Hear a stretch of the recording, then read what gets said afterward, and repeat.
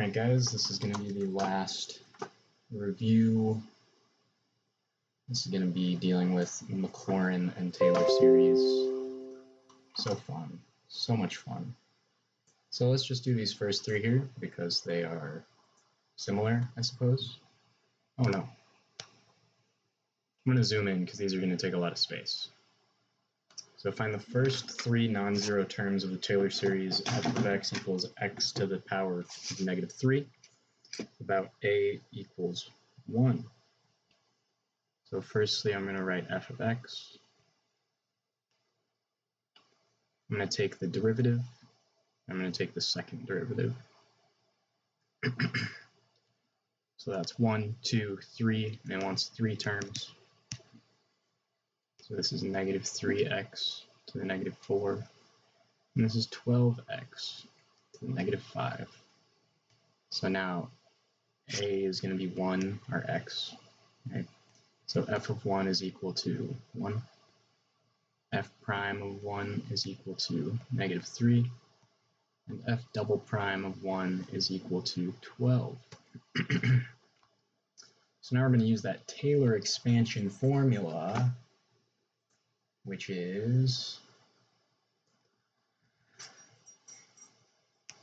our Taylor series. It's going to be equal to f of a plus f prime of a times t minus a. This is technically over 0 factorial. This one's over 1 factorial. Then this would be plus f double prime of a times t minus a over 2 factorial. And it follows like that. So let's plug in our values, and we can get our Taylor series is equal to 1 plus f prime was negative 3, so that's actually going to be minus 3 times x minus 1, right? This is our offset when a is equal to 1. If it was equal to 0, then it would just be x, right? And then I'm going to add f double prime of a was 12. 12 is going to be over 2 factorial. X minus 1 squared. Oh, that's right. I forgot to do that.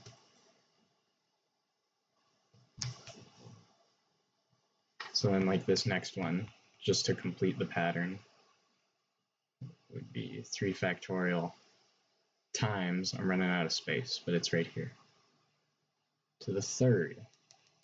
And you'd follow that like that. So this is going to be our answer. You can definitely simplify this to just 6.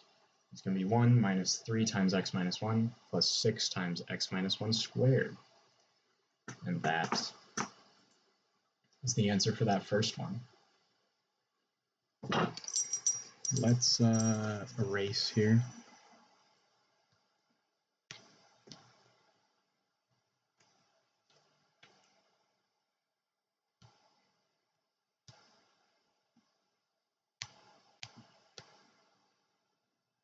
Whoa, jerking around.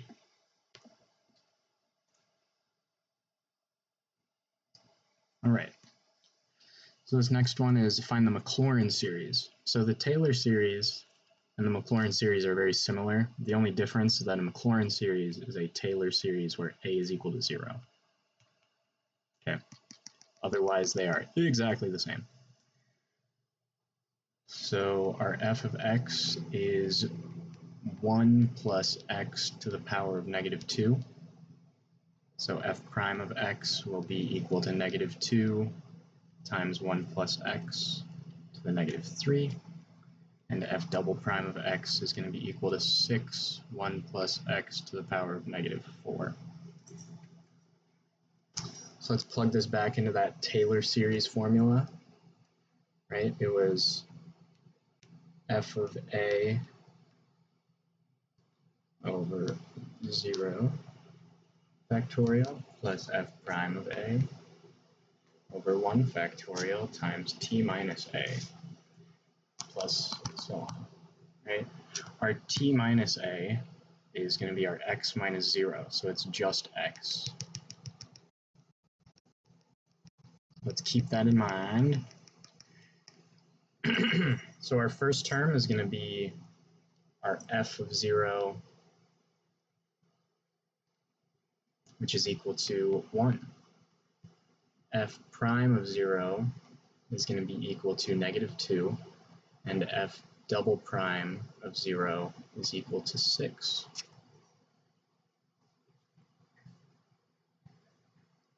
So it's going to be 1 minus 2x over 1 factorial. You always want to remember, like, these aren't important to write, but I often forget to divide by the factorial but once we get to like the third term. So this is 6x squared over 2 factorial. So this whole thing is going to be 1 minus 2x plus 3x squared.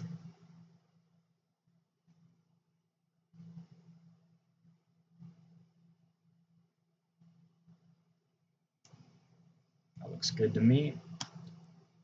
Let's erase. Go on to this last one.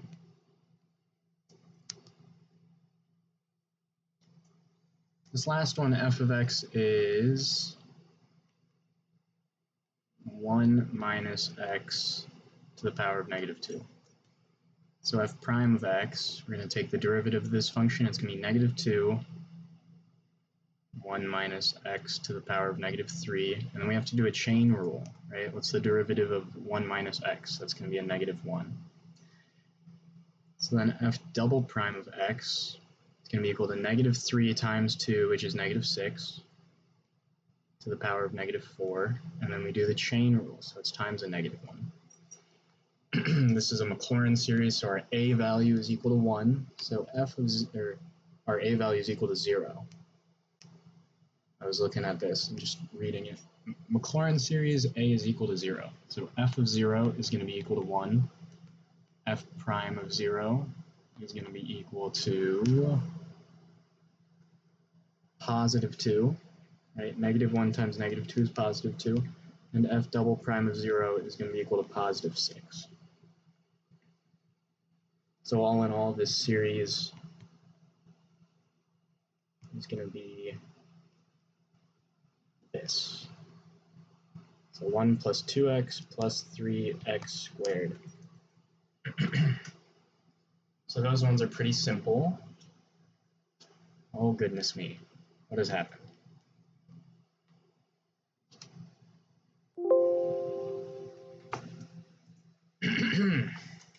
Next, let's look at these three. I'm going to do them in batches just because a lot of similar concepts going on.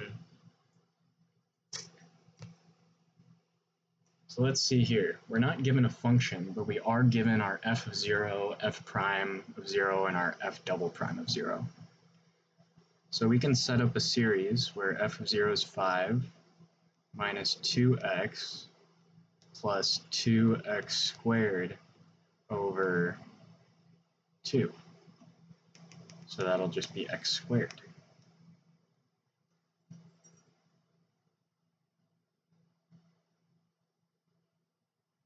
You see how I did that? I don't have to do the derivative because I'm not given a function, but I'm able to extrapolate a function or a series, the Maclaurin series, through the values given. So that's for that first one.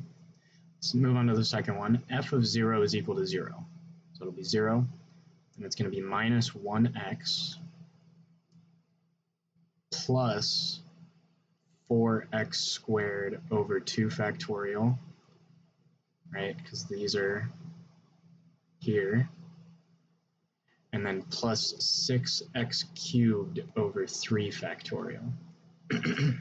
So if we simplify this down to get the first 3 non-zero terms, it'd be minus x plus 2x squared plus x cubed. So that's going to be the answer for the second one. Now let us evaluate this third one. Okay, so f of 0 is 2. So this is our first term. And I'm going to add 0 over 1 factorial x. Then we're given our f double prime is 1. So that's just x squared over 2 factorial. Notice that this is 0. So we actually only have 2 non-zero terms. We're not given a third derivative. We don't have a value for that. So this is not possible because the values that we've been given only give us 2 non-zero terms. So this one would be impossible. Let's move on to the...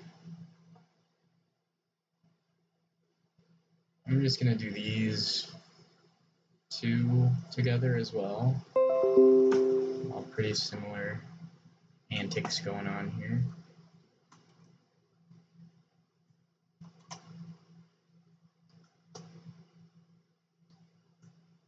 It says use the known Maclaurin series for sine of x to find the first 3 non-zero terms of the Maclaurin series f of x equals sine of x squared.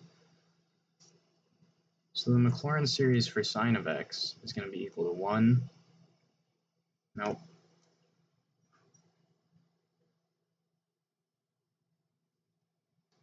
Here, I'll write the summation first, and then you can plug in values of 0 for x.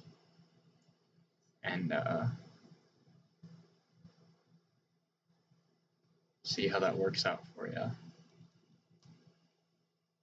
So this series, this is just a formula that you will have to memorize.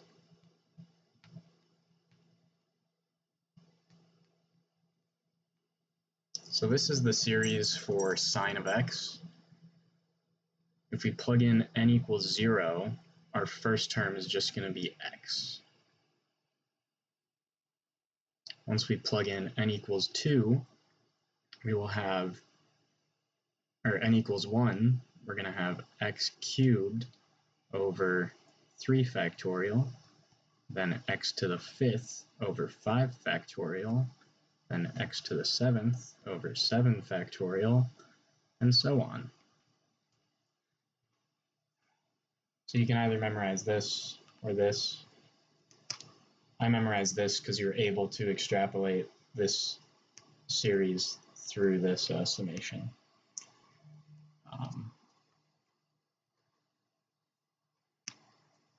So there's a couple ways to go about this. Either once you have this equation, you can just substitute each instance for x for this x squared term. So it would be x squared over 1 minus x to the 6th over 3 factorial plus x to the 10th over 5 factorial. So those would be your first 3 non-zero terms. You can also put it into this summation and it'll give you the same answer. So if you put x squared here, 2n plus 1 over 2n plus 1 factorial, when you have an exponent to the power of another exponent, you multiply the terms. So this little piece is going to be x to the 4n plus 2. So you can imagine if you plug in 0, the first term is x squared, which is what we have here. If you plug in n equals 1, your first term is 4 plus 2, which is x to the 6th, which is what we have here. And then if you plug in x equals 2, you'll have 8 plus 2, which is x to the 10th, which is this right there. So there's 2 ways of doing it. Let's erase and go to the second one.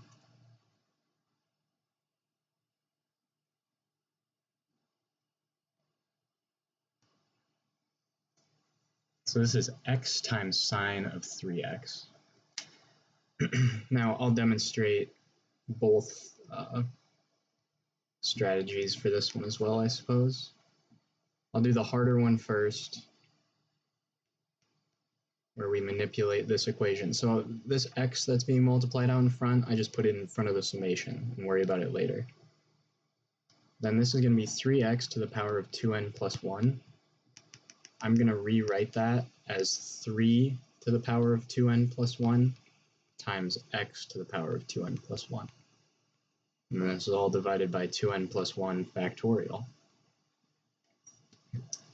So now what you can do, since you have the x's multiplying, and when you have two common bases being multiplied by each other, you simply add them, add the exponents.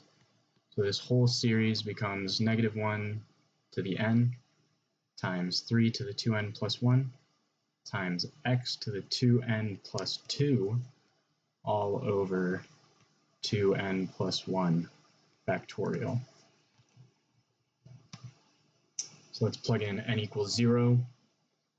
Our first term would be 3x squared over 1 factorial. Plugging in n equals 1, we would get 3 cubed x to the 4th over 3 factorial. Plugging in n equals 2, we would get 3 to the 5th x to the 6th over 5 factorial. So that would be our first 3 non-zero terms using the summation strategy. Another way that you could do it is by utilizing the series that you already know, which is this. And they only want the first 3 non-zero terms, so that's all we got to use. And then we're just going to multiply the whole thing by x and substitute each instance of x with 3x. So what that's going to look like is it's going to be 3x times the x, it's going to be 3x squared,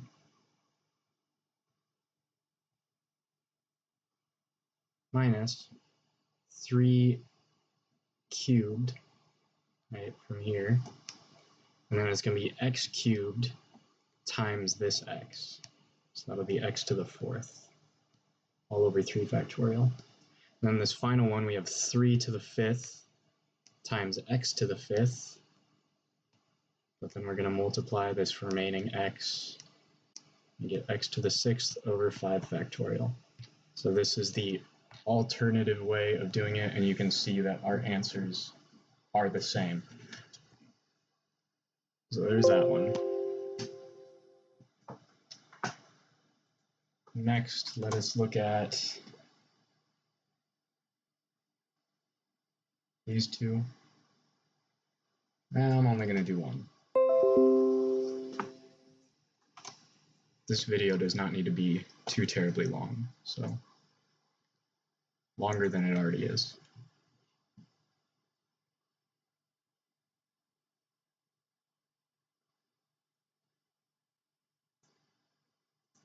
Right.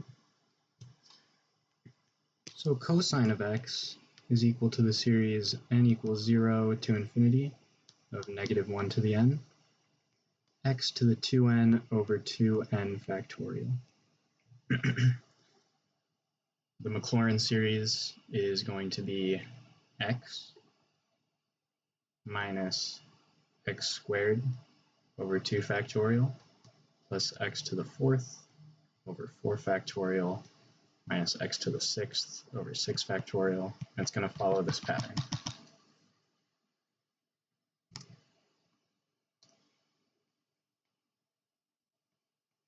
So with x over 27 being multiplied on the outside and substituting each value of x with 3x, we're going to get 3x minus 3 squared x squared over 2 factorial plus 3 to the 4th x to the 4th over 4 factorial.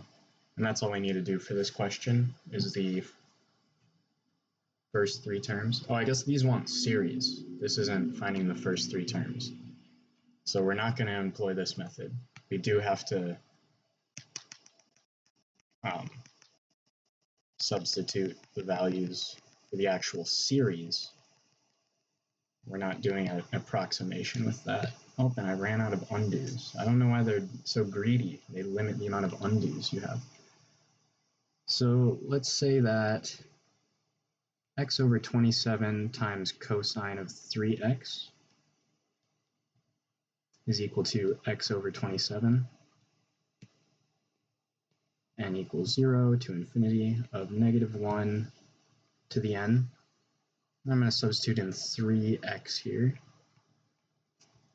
but I'm going to write it in a very specific way where I'm splitting the two terms.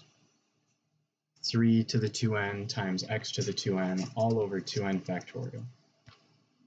So now it's as simple as multiplying the x and multiplying the 1 over 27.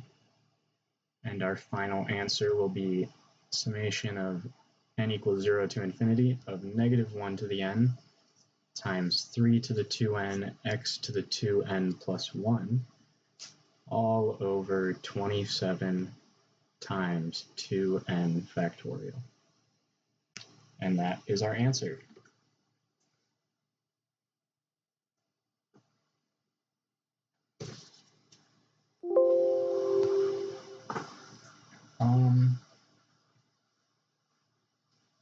Let's do 2 more questions here.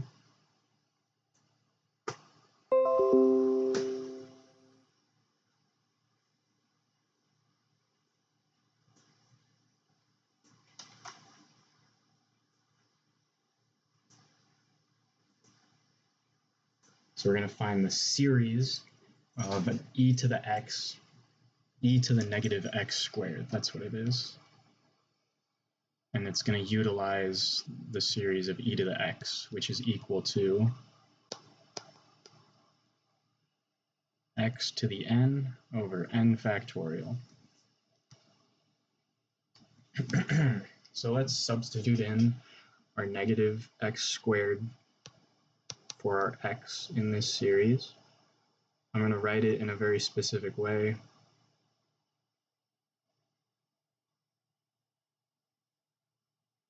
To split those apart. As you can see, we have a power to a power, so this is just going to be x to the 2n over n factorial. And yeah, that is our answer. So my general strategy for these types of questions is like, oh, if I have some weird, thing like this, well, let me just break apart so that this is to the n, and then this is to the n. It's all over n factorial, let's say. Then this can be simplified down to 3 to the n x to the 4n. That looks like 2 to the n, 4n over 2 to the n factorial. So yeah, this is my recommendation to make your life easier. Even if it has a negative, right? If this was negative, then just add another term, man. Just makes your life a lot easier.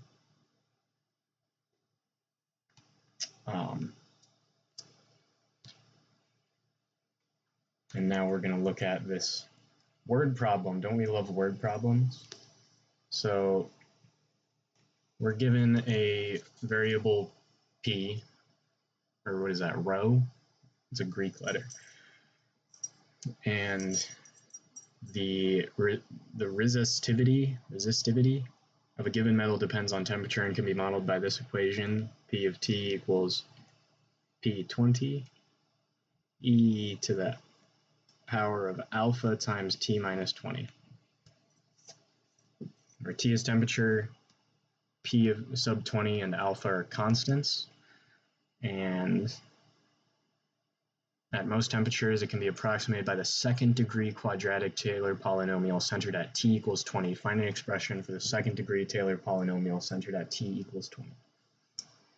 So this is our, think of this as our f of x, right? It's just our p of t is what they call it. So we're going to take the derivative of p of t. That's going to be equal to P20 times a. Derivative of e to a power is just that same power.